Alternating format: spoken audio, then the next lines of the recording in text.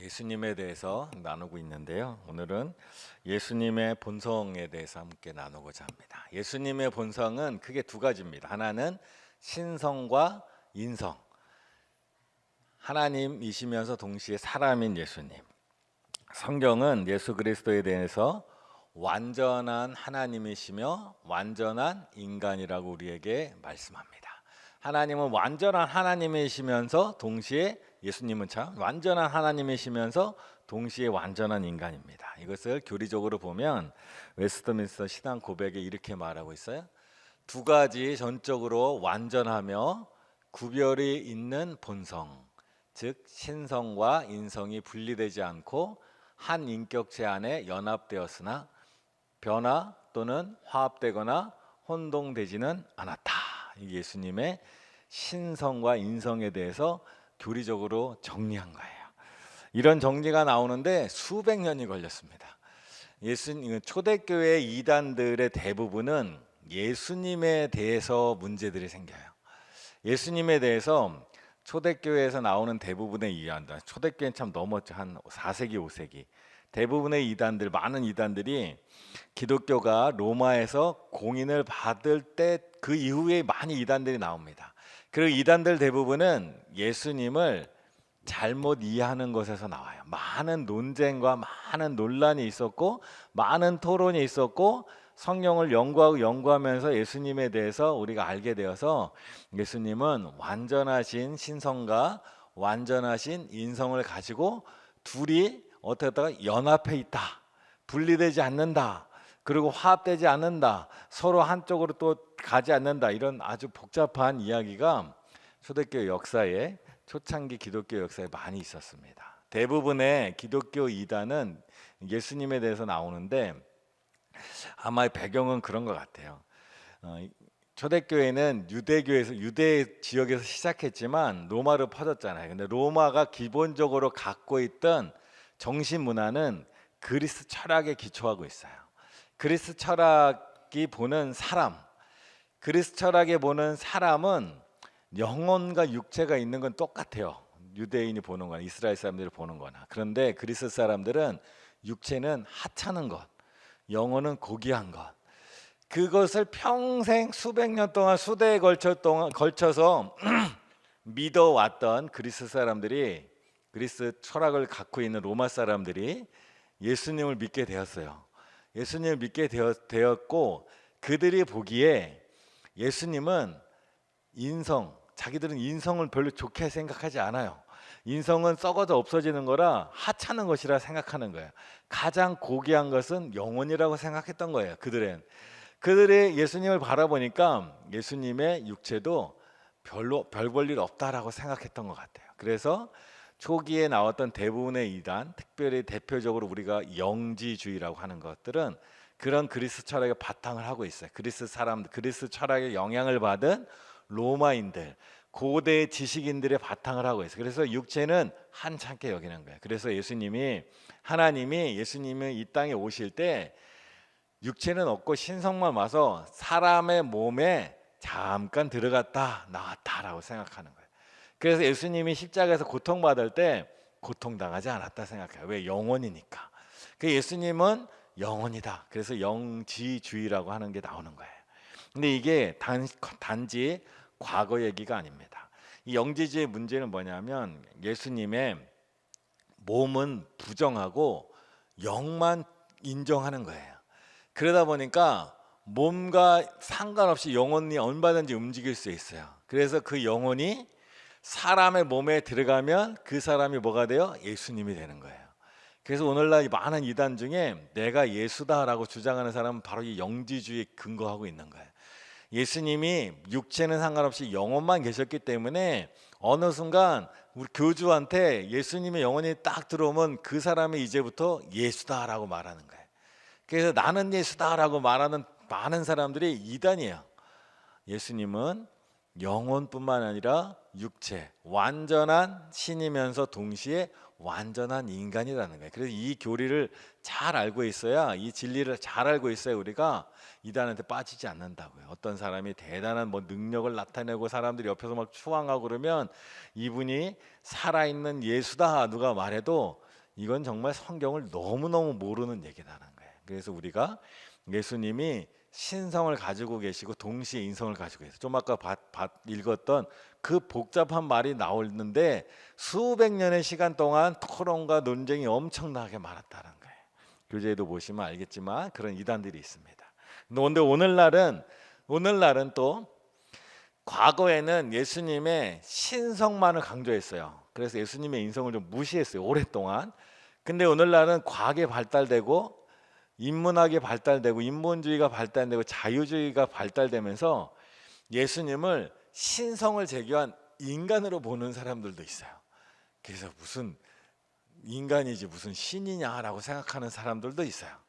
그런 사람들도 있는데 성경은 분명히 말하고 예수님도 분명히 말하는 건 예수님은 신성과 인성을 다 갖고 계신 분이다. 그런데 오늘 우리는 그것에 대해서 지금 나누려고 하는데 예수님의 신성을 이렇게 말합니다. 예수 그리스도는 참 하나님이시며 신적 본성을 갖고 있다. 어디에 근거해서? 성경에 근거해서. 육신으로 하면 그리스도가 그들에게서 나셨으나 그는 만물 위에 계셔서 세세의 찬양을 받으신 하나님이시니라. 아멘. 사도 바울의 고백입니다. 그리고 우리의 고백입니다. 예수님은 하나님이시다. 예수님은 바로 하나님이시다는 거예요. 그렇다면 예수님은 왜 이 땅에 오실 때 그리스 로마 신화 같은 데 보면 다른 신들은 그냥 정말 영혼으로만 왔다 가는 것 같아요. 근데 예수님은 왜 이 땅에 이 신성과 인성을 다 가지고 오셨을까요?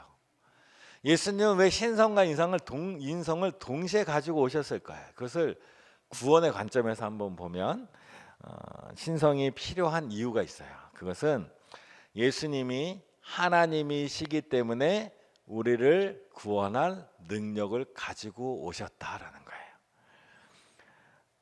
효력 있는 제사라고 말할 수 있는데 말씀을 보면 이렇습니다. 히브리서 10장 11절과 12절입니다.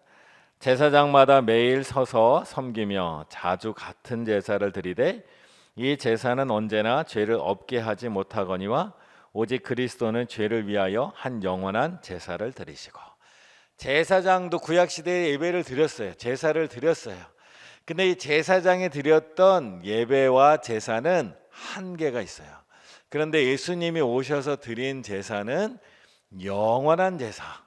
제사장은 드릴 수 없는 영원한 제사, 권능이 있는 능력 있는 제사를 드릴 수 있는 거예요. 그게 가능한 이유는 뭐냐면 예수님이 신성이 있으시기 때문에, 예수님이 하나님이시기 때문에 가능하다는 거예요.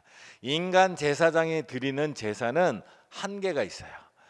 무엇보다 무슨 한계가 있냐면 제사를 드리는 사람은 그 사람의 죄를 제물에가 전갈시키고 제물을 드려야 되는데 제사장의 한계가 뭐냐면 그 사람의 죄를 다 알지 못한다는 거예요.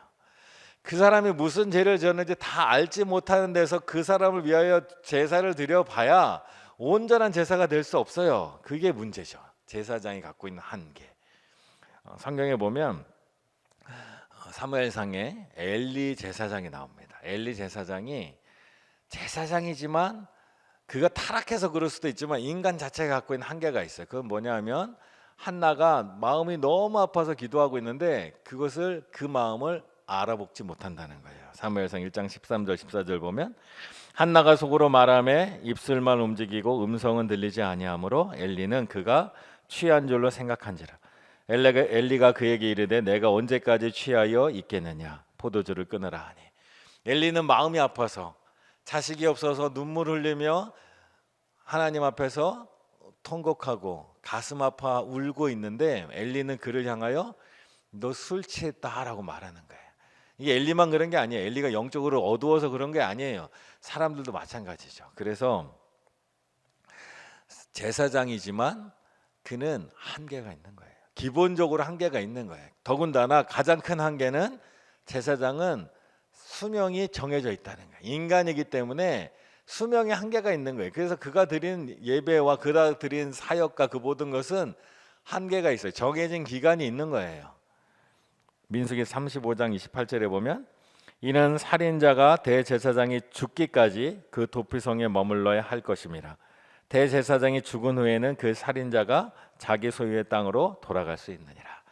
도피성에 관한 얘기예요. 도피성에 피난한 사람, 자기가 의도하지 않게 살인을 저지르는 사람이 도피성에 숨어 있는데 그를 보호해 줄 수 있는 것은 그 당시 대제사장이 살아있을 때까지라는 거예요. 살아있을 때까지 그를 보호해 주는 거예요. 인간이 갖고 있는 한계. 그런데 예수님께서 이 땅에 신으로 신성을 가지고 이 땅에 오신 이유는 바로 이 한계를 넘는 영원한 제사. 예수님은 하나님이시기 때문에 영원히 존재하고 계시는 거예요. 그 영원성으로 우리를 용서하실 수 있고 우리에게 하나님의 은총을 그대로 내려주시는데 변함없이 주신다는 거예요. 그래서 신성이 필요하다는 거예요. 우리의 구원에. 또 하나 보면 말은 어렵지만 구속의 효과적인 적용.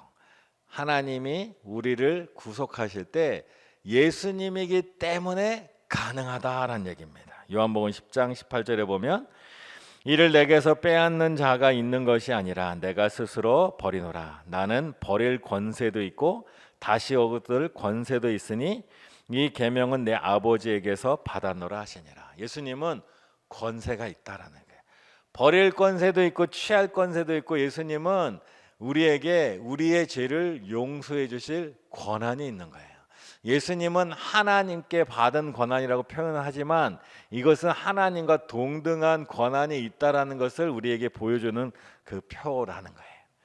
제가 얼마 전에 저희 아내랑 제 딸하고 식당에 가서 밥을 먹었어요. 식당에 가는데 식당 앞에서 차를 몰고 가다가 아내하고 딸을 먼저 내려줬어요. 그리고 주차를 한다고 찾아다니다가 한참 만에 식당을 갔어요. 그 갔더니 우리 아내랑 우리 딸이 먼저 메뉴를 다 시켜놨어요. 그리고 메뉴 시켜놓고 밥을 먹 기다리고 있는데 아직 메뉴는 안 나는데 둘이 음료수를 하나씩 먹고 있어요. 사이다를. 그래서 이 사이다 뭐야? 그랬더니 서비스로 줬대요, 주인이. 그래서 저도 주인을 향하여 쳐다봤어요. 종업원하고 눈이 마주쳤어요.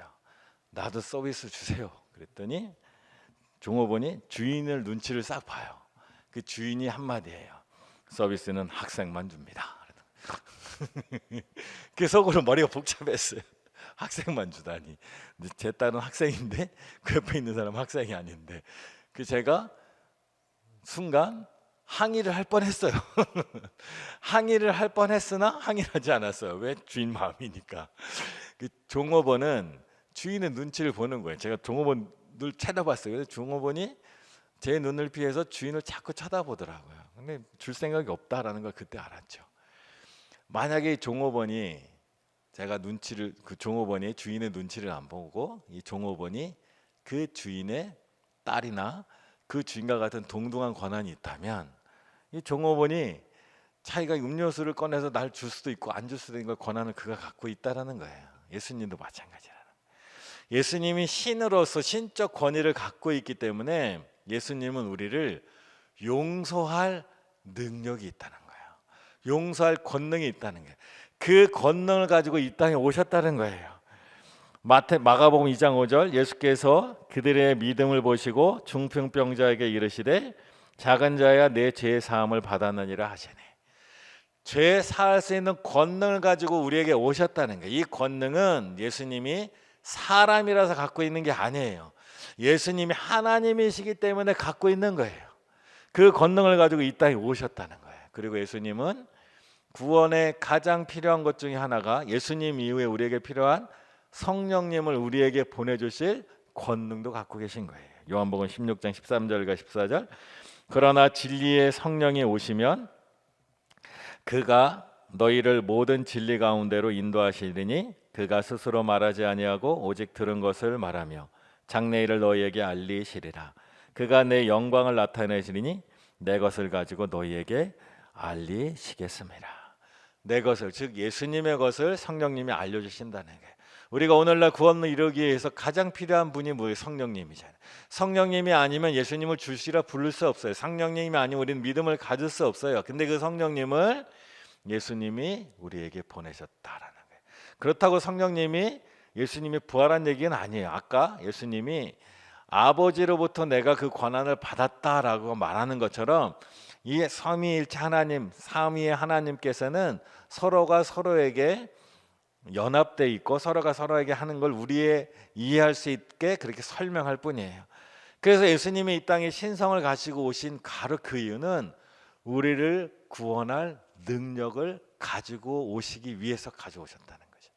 예수님이 하나님이시다라는 것은 우리의 입장에서 보면 우리를 구원할 능력이 있으시다라는 거예요.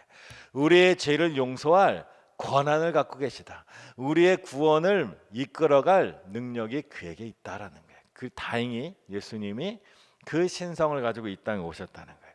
그리고 동시에 예수님은 사람으로 오셨다는 거예요. 인성이 있으십니다. 예수 그리스도는 참으로 한 사람의 인간이었으며 인적 본성을 가졌습니다. 말씀에 보면 요한일서 4장 2절에 보면 이로써 너희가 하나님의 영을 알지니 곧 예수 그리스도께서 육체로 오신 것을 시인하는 영마다 하나님께 속한 것이요.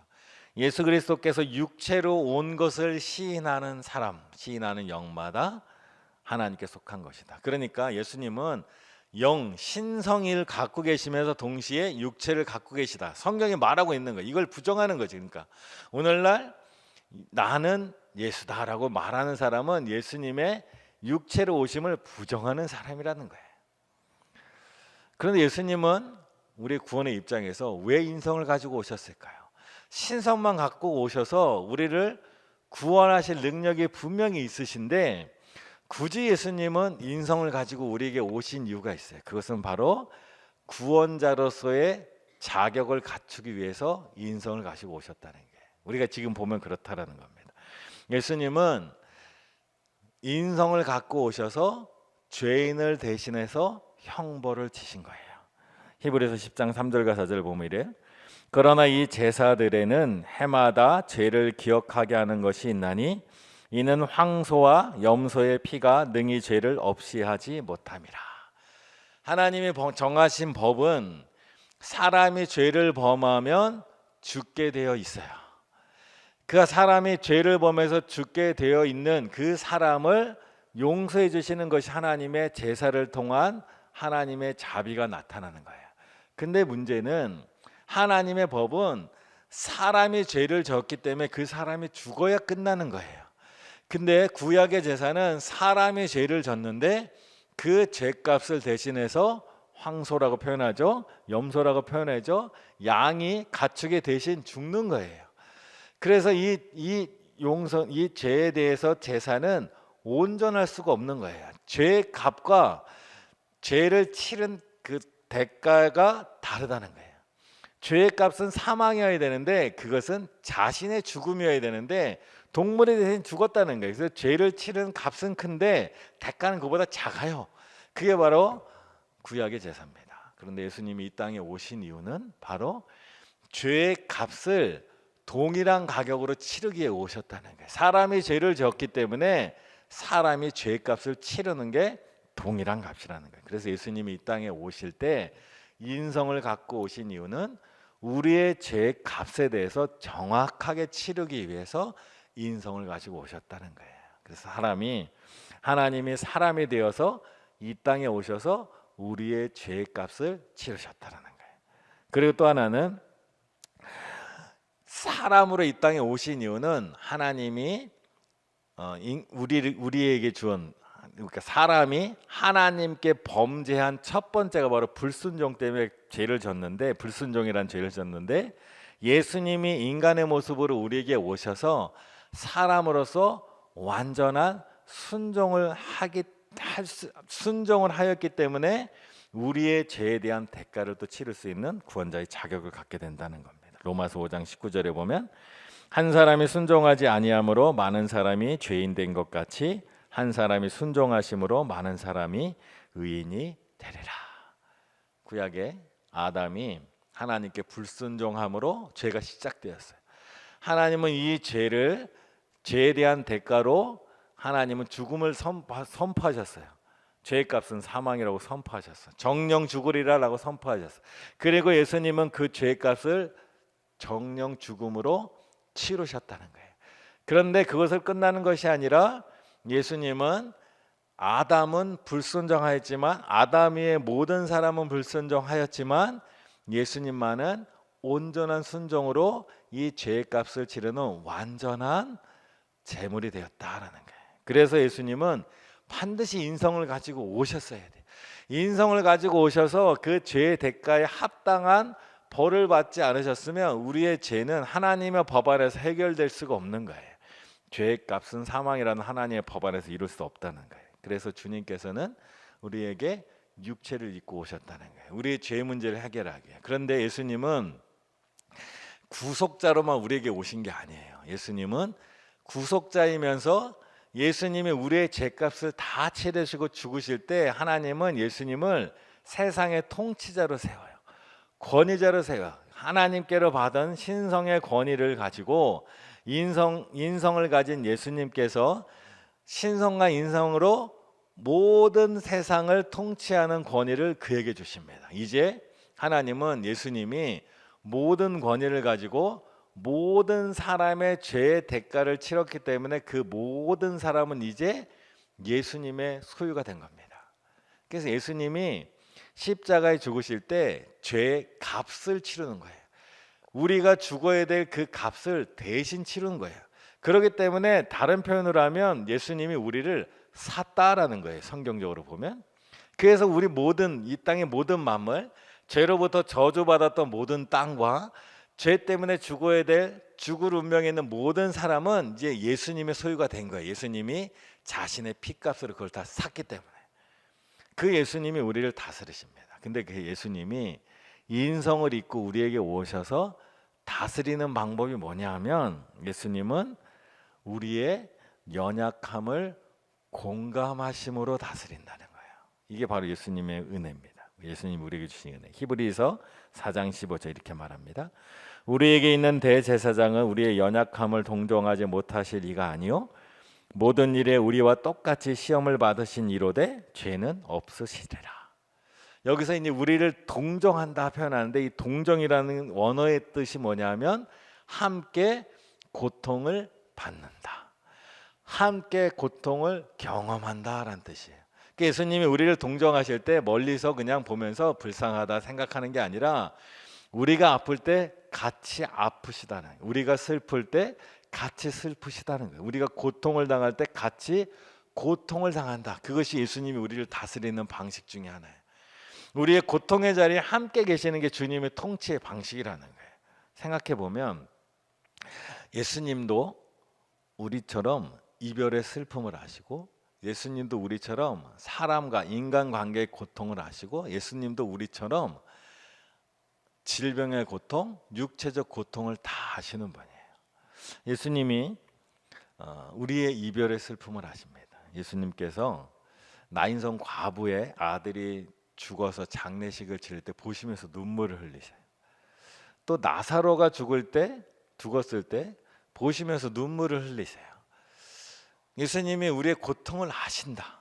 예수님이 우리의 고통을 같이 경험하신다. 예수님이 그냥 옆에 계시면서 아, 저 사람 참 슬프겠다 하고 느끼는 것 이상의 실제로 그들과 같은 고통을 느끼신다. 그래서 저는 이런 상상을 해봤어요. 한번 예수님이 나인성 과부의 아들이 죽어서 나인성 과부가 울면서 그 상여가 지나갈 때 예수님 보시면 눈물을 흘리시잖아요. 저희 상상입니다. 과거에는 다 그랬으니까. 예수님도 육체에 동생들이 있었잖아요. 동생들 중에도 뭐 일찍 죽은 동생도 충분히 있을 수 있잖아요.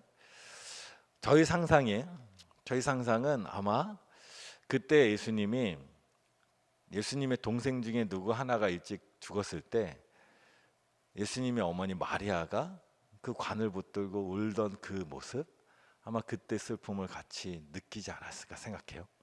또 예수님은 이 땅에 육체의 아버지 요셉이 있으셨잖아요. 근데 예수님의 공생에는 아버지가 나타나지 않아요. 그래서 우리는 예수님의 아버지가 일찍 돌아가셨을 것이다라는 것을 상상해요. 그 예수님은 아버지의 죽음도 경험했을 거란 말이죠. 그리고 예수님의 만약에 동생이나 친구들이 죽었다면, 과거에는 뭐 평균 수명이 30대 40대니까 분명히 어릴 때, 우리도 뭐 우리 할머니 세대, 우리 할아버지 세대만 보면 어릴 때 우리 아버지의 형제들 중에 막 돌아가신 분들, 막 어머니 형제들 중에 돌아가신 분들 얘기는 막 들었습니다. 그런 거 보면 아마 예수님 당시에도 어리실 때 돌아가셨던 분이 꽤 많이 있었을 것 같아요. 그러면 예수님의 형제나 친구가 죽었을 때 느꼈던 그 슬픔, 바로 그것을 나인성 과부의 아들의 장례식장에서 같이 느끼고 나사로가 죽었을 때 같이 느끼지 않았을까 생각을 하면, 상상입니다. 저희 상상. 아마 그런 고통을 우리 아는 거예요. 그래서 우리가 큰 슬픔을 당할 때 예수님이 그냥 멀리서 하늘 위에서 보면서 안타깝다 하는 게 아니에요. 예수님은 자신이 느꼈던 그 슬픔을 같이 느끼시는 거예요. 그것이 바로 우리를 동정하시는 모습이에요. 인간관계의 아픔도 주님은 누구보다 잘 아시죠. 가족의 갈등도 누구보다 잘 아시죠. 예수님께서 공생애를 하실 때 소문이 귀신 들렸다, 소문이 나서 예수님의 어머니와 형제들이 찾아오잖아요. 자기 부모인 어머니와 자기 형제, 동생들이 자기를 믿지 않는, 신뢰하지 않는 그런 상황 속에서 예수님도 계셨다는 거예요. 수많은 종교 지도자들이 예수님을 향해 비난하는 그런 인간관계 속에서 예수님 살아셨다는 거예요. 그래서 누군가 상처받고 아파하는 것을 예수님은 본인이 아팠던 그것을 생각하면 우리의 마음을 충분히 이해하실 수 있는 분이라는 거죠. 그리고 예수님은 채찍에 맞으셨고요. 예수님 십자가에서 못에 박히셨잖아요. 육체의 아픔의 고통을 예수님은 우리 중 누구 못지않게 어떤 고통도 주님은 우리처럼 느끼시는 분이라. 그런 분이 우리를 동정하신다는 거예요. 그 동정이 연민이 아니라는 거예요. 함께 고통을 느끼는 거예요. 우리가 아플 때, 우리가 눈물 흘릴 때 예수님이 나도 그 눈물을 안다, 나도 너의 아픔을 안다, 나도 너의 슬픔을 안다, 우리 가까이 계시는 거예요. 그렇게 우리를 다스리신다는 거예요. 하나님께서 예수님에게 그런 권한을 주셨고 권능을 주셨고 우리를 그렇게 다스리는 거예요. 그래서 우리가 아프고 슬프고 힘들 때 주님을 찾을 수 있는 거예요. 주님은 그냥 우리를 해결할 능력만 갖고 계신 분이 아니라 우리의 아픔을 나와 같이 느끼는 분, 내가 얼마나 아픈지 세상 누구보다 잘 아시는 분, 우리의 마음을 너무 잘 아시고 우리의 상황을 똑같이 경험하셨기 때문에 그걸 너무 잘 아시는 분이라. 그런 분이 바로 예수님이시고, 그래서 예수님이 인성을 가지고 우리에게 오셨다라는 거예요. 우리의 입장에 서서 우리의 마음을 같이 아파하고 같이 공감하고. 그런데 그런 예수님을 향하여, 예수님은 영이시기 때문에 고통을 당하지 않았다, 예수님은 영이시기 때문에 슬픔을 당하지, 이건 정말로 옛날 고대 로마 사람들이나 생각하는, 육체는 정말 아무것도 아니라 생각하는 그런 사람들의 망상이라는 거죠. 그 예수님은 이 땅에 우리를 구원하시기 위하여 이 땅에 오셨기 때문에 우리를 구원할 수 있는 권능과 능력을 가지고, 신성을 가지고 오셨어요. 그리고 우리의 죄를 완전하게 해결하기 위하여 사람으로 오셨을 뿐만 아니라 우리를 다스리기 위하여 우리의 고통을 친히 다 경험하시고 오셔서 우리와 같이 슬퍼하고 우리와 같이 아파하고 우리와 같이 고통스러운 삶을 사셨다라는 거예요. 그게 바로 예수님이라는 겁니다. 그 예수님이 바로 우리 예수님인 거예요.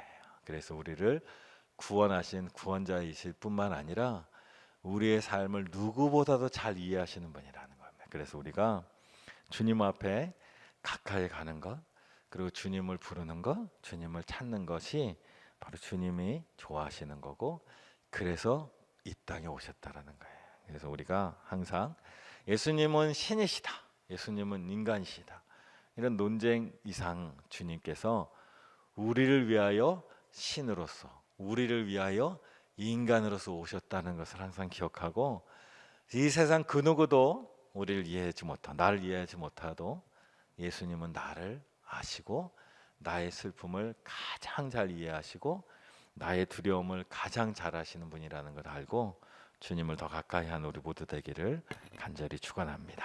이 시간 함께 기도할 텐데요, 우리 완벽한 구원자 예수님을 의지하기 원합니다. 주님은 우리를 구원하기 위하여 하나님이시면서 동시에 육체의 몸을 입고 이 땅에 오신 분이십니다. 우리를 위해서는 우리를 구원할 권능을 가지고 오시는 분이십니다. 또 우리의 죄값을 치르기 위하여 가장 완벽한 삶을 사신 분이십니다. 그리고 무엇보다 우리에게 그 누구보다 공감하시고, 우리가 아파할 때 함께 아파하시고, 우리가 슬퍼할 때 함께 눈물을 흘리시고, 우리가 고통스러워할 때 함께 고통당하시는 분이십니다. 그 주님이 우리 주님이십니다. 우리가 그 주님을 바라보며 주님을 더 가까이 하고, 주님을 더 의지하고, 주님을 더 따르고 주님께 나아갈 수 있도록 우리가 하나님을 바라보며 예수님을 바라보며 나아갈 수 있게 해달라고 시간 함께 기도하겠습니다.